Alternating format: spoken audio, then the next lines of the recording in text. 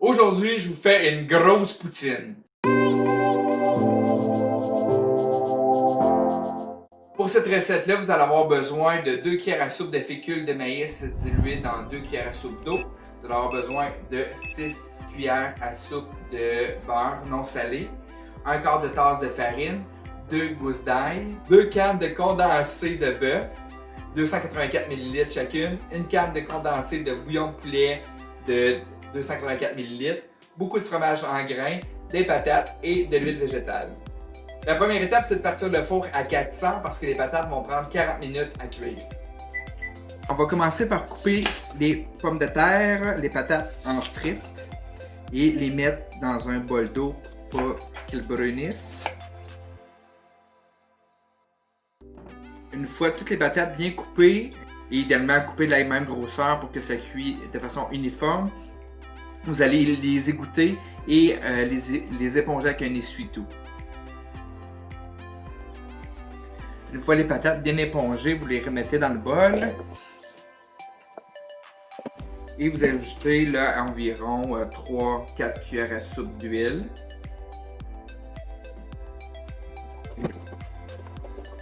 Vous ajoutez ensuite du papier parchemin sur une plaque à biscuits et vous mettez les patates dessus. L'autre chose qui est importante, c'est vraiment s'assurer que les patates ne sont pas une par-dessus l'autre pour qu'ils cuisent, rôtissent comme il faut. Puis finalement, vous ajoutez du sel. Vous mettez les patates au four pendant 40 minutes. Après 20 minutes, on retourne les patates.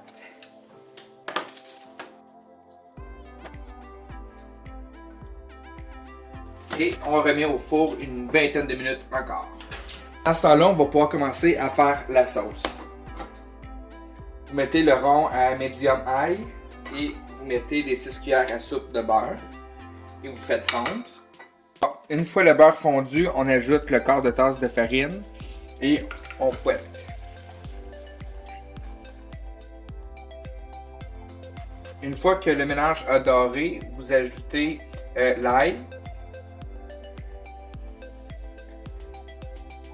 pour une trentaine de secondes. Puis vous ajoutez les 2 cannes de condensé de bœuf et le condensé de poulet.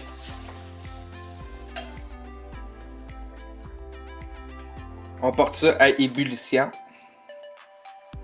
toujours en fouettant.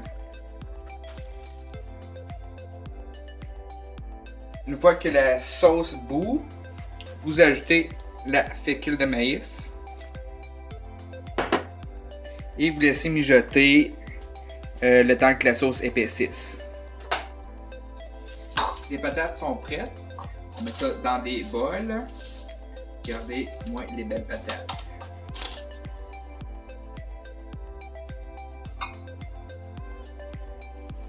On rajoute à ça une tonne de fromage en grains.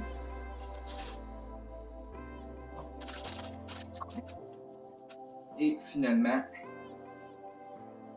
notre super sauce brune qui est super bonne aussi pour les hot chicken.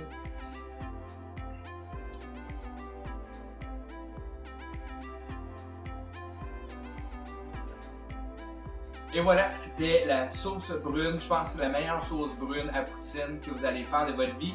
Je mets la recette dans la description et la source aussi de la recette, qui est une recette que j'ai prise sur le site de Ricardo. Bon appétit!